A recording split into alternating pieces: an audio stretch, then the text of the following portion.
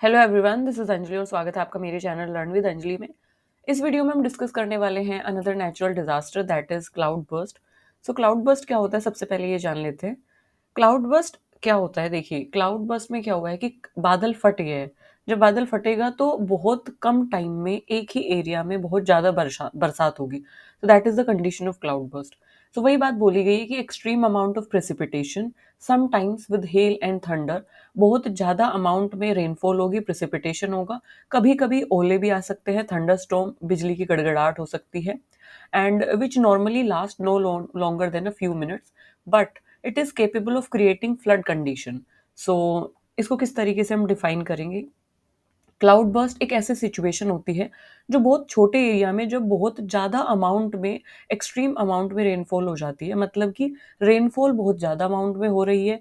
पानी जो है, अम, इसको मैं रफ कर देती हूँ।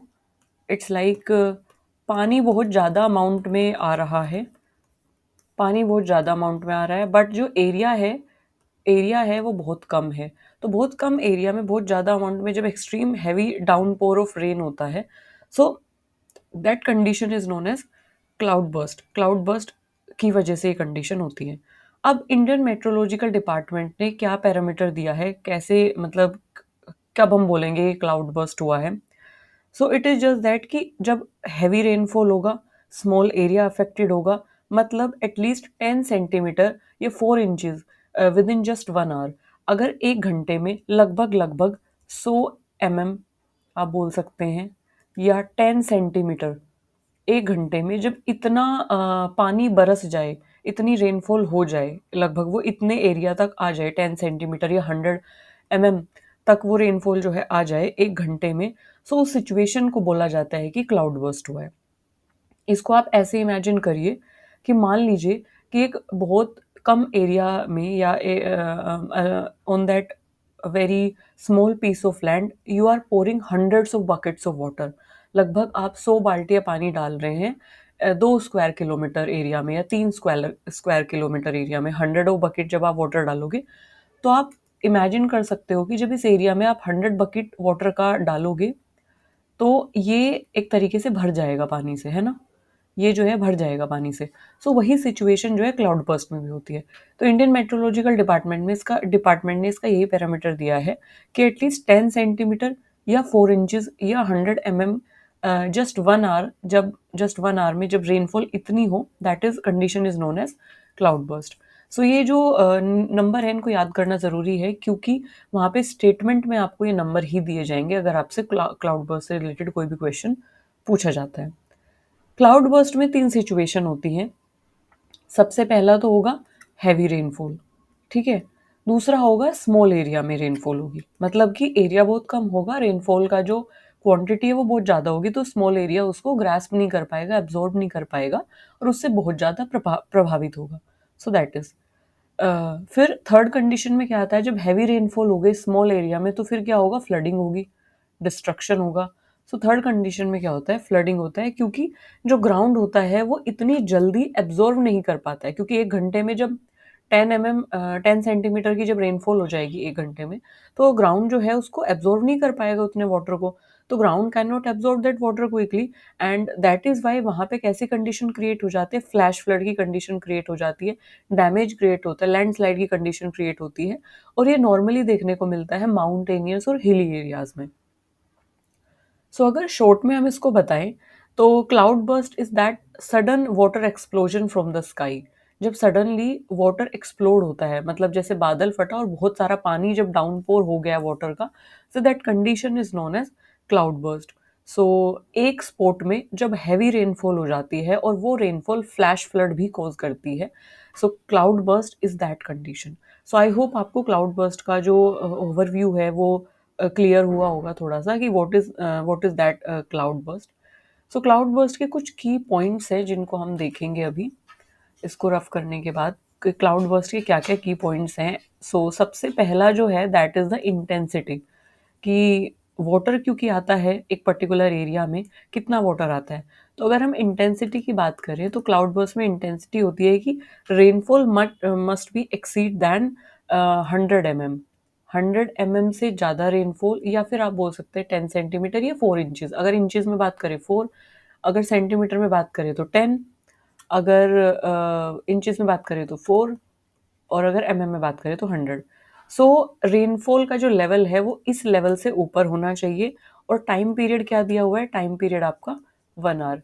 1 घंटे में 1 घंटे में जब 10 या 100 या 10 सेंटीमीटर या 4 इंचेस से ज़्यादा जब रेनफॉल होती है, सो उस कंडीशन को क्लाउड बर्स्ट बोला जाता है। That is the intensity. अगर हम बात करें लोकेशन की, तो लोकेशन क्या रहेगी, कितने एरिया में? लोकेशन की अगर हम बात करें, सो लगभग लगभग कुछ फ्यू स्क्वायर किलोमीटर एरिया में ये जनरली अकर होता है। हिमालयन या वेस्टर्न घाट वाले जो एरियाज होते हैं, माउंटेनियस रीजन जो होते हैं, बट ऐसा नहीं है कि उन्हीं एरियाज में होगा। This can also happen in urban areas with convective storms. So urban areas में भी ये कंडीशन आ सकती है विद दैट कन्वेक्टिव स्टॉर्म्स, मतलब कि साथ साथ जब तूफान आता है, थंडर स्टॉर्म आता है, तो उसके साथ क्लाउड बर्स्ट हो सकता है। तो ये वाली कंडीशन को बोला गया है। सो लोकेशन इसकी ये रहेगी। अगर हम बात करें इसके इफेक्ट की, तो इफेक्ट इसका क्या होगा? इफेक्ट होगा इससे फ्लैश फ्लड, क्योंकि बहुत कम एरिया में बहुत ज़्यादा पानी क्योंकि आया है, और ऐसी कंडीशन क्या क्रिएट करती है? फ्लैश फ्लड क्रिएट करती है। इससे होगा फ्लैश फ्लड, इसके साथ साथ इससे होगा लैंडस्लाइड, और इसके साथ साथ इससे वाटर लॉगिंग की कंडीशन भी क्रिएट हो जाएगी। क्यों क्रिएट होगी? इसलिए क्रिएट होगी क्योंकि वाटर लॉगिंग की कंडीशन में क्या होता है कि जब बहुत ज़्यादा पानी आ जाता है और ग्राउंड की जो इनफिल्ट्रेशन कैपेसिटी है वो उतनी नहीं है, मतलब पानी पूरा भर गया है और इनफिल्ट्रेट भी हो रहा है, बट इतना पानी है कि वो रूट्स उसको एब्जॉर्व ही नहीं कर पा रही है। सॉइल के जो पोर्स हैं, जो वाटर पोर्स हैं, जो एयर पोर्स हैं, वो भी भर गए हैं। मतलब सॉइल में वाटर के लिए पोर्स होते हैं, एयर के लिए पोर्स होते हैं। कुछ पोर्स में वाटर होता है, कुछ पोर्स में एयर होती है, बट वाटर वाले पोर्स भी सैचुरेट हो गए और एयर वाले पोर्स भी सैचुरेट हो गए। तो उसमें क्या होगा कि वाटर लॉगिंग की कंडीशन क्रिएट हो जाएगी, मतलब जो मिट्टी है वो सैचुरेट हो जाएगी कंप्लीटली पानी से, and it can now no more hold more water. So वो वाटर लॉगिंग की कंडीशन क्रिएट हो जाएगी। तो इससे फ्लैश फ्लड, लैंडस्लाइड, इसके साथ साथ सीवियर वाटर लॉगिंग कंडीशन भी इससे क्रिएट हो जाती है। सो ये तो बात हुई इफेक्ट की। अब सबसे इम्पोर्टेंट बात आती है कि किस तरीके के क्लाउड, क्योंकि क्लाउड भी बहुत सारे तरीके के होते हैं। There are various types of cloud. अब जब क्लाउड बर्स्ट की हम बात करें, तो कौन से टाइप के क्लाउड क्लाउड बर्स्ट की कंडीशन कोज करेंगे? सो टाइप्स ऑफ क्लाउड की बात अगर हम करें, तो it is usually linked with cumulonimbus cloud. Cumulo, LONIMBUS, cumulonimbus cloud. So इनकी वजह से ये क्लाउड बर्स्ट की सिचुएशन क्रिएट होती है। You can relate it like this, C से क्यूमोलिमिनस और सी से ही cloud burst. So cumulonimbus cloud की वजह से, क्योंकि they are like tall dense cloud that are associated with thunderstorm. So ये वो क्लाउड हैं जो डेंस होते हैं, बड़े भारी, मतलब डेंस होते हैं ये क्लाउड। एंड थंडरस्टॉर्म जब होता है तो उसके लिए भी रिस्पॉन्सिबल क्यूमोलिमिनस क्लाउड ही होते हैं। तो थंडरस्टॉर्म की कंडीशन के साथ क्लाउड बर्स्ट जो है क्यूमोलिमिनस क्लाउड लेके आते हैं। So these are the cloud, they are the cloud which are associated with cloud burst. So this is about the cloudburst, जिसमें हमने की पॉइंट्स की बात की कि इंटेंसिटी कितनी होती है, किस लोकेशन में यूजुअली ये होता है, अफेक्ट इसका क्या होता है, और कौन से टाइप के क्लाउड इससे रिलेटेड है, किसकी वजह से, किस टाइप के क्लाउड की वजह से क्लाउड बर्स्ट होता है। इसके बाद अब हम बात करेंगे, क्या क्लाउड बर्स्ट हुआ है पास्ट में कहीं पे? बिल्कुल हुआ है। And this is like most famous, जो कि न्यूज़ में काफ़ी टाइम तक रहा था और बहुत ज़्यादा कैलामिटी इसने कॉज की थी। यहाँ पर भी ये मेंशन है।